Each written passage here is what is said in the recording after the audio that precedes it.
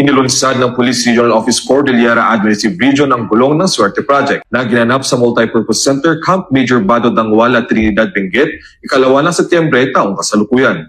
Ang proyekto ay pinangunahan ni Police Colonel Lambert A. Swerte, Provincial Director ng Benguet Police Provincial Office, at dinaluhan ni Honorable Melchor D. Diclas, Provincial Governor ng Benguet na nagsilbing panauhing pagdangal at tagapagsalita, at ni Police Colonel Froilan B. Lopez, ang Acting Chief Regional Staff ng PROCAR.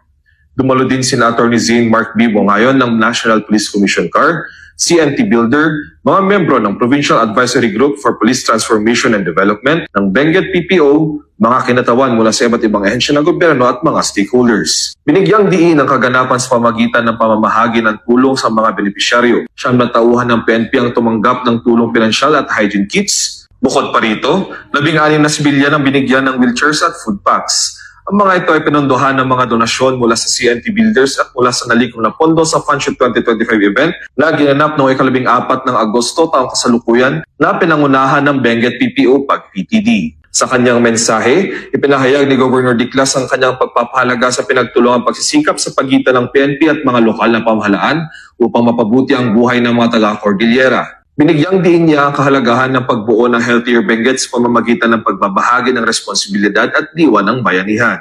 Ang gulong ng Swerte Project ay sinimula ni Police Colonel Swerte noong siya ay First Commander pa ng Regional Mobile Force Battalion, Calabarzon.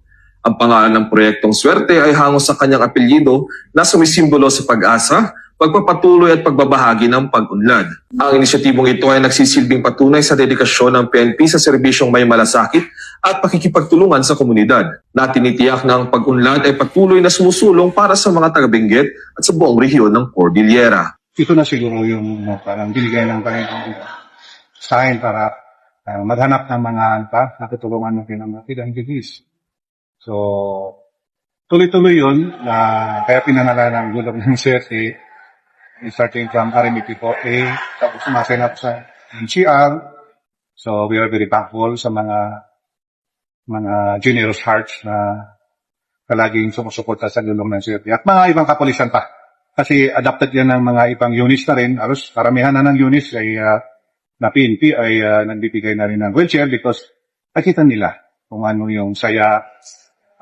Kasi kung minsan masasabi natin na overlook sila. Hindi masyadong napapansin sa community na meron palang mga ganyan na nangangailangan. Mula rito sa Police Regional Office Cordillera Administrative Region, ako ang inyong PNN Correspondent, Patrolman Christian Cruz ng Mountain Province Police Provincial Office. Alagad na batas, tagapagtaguyod ng Balitang Pulis.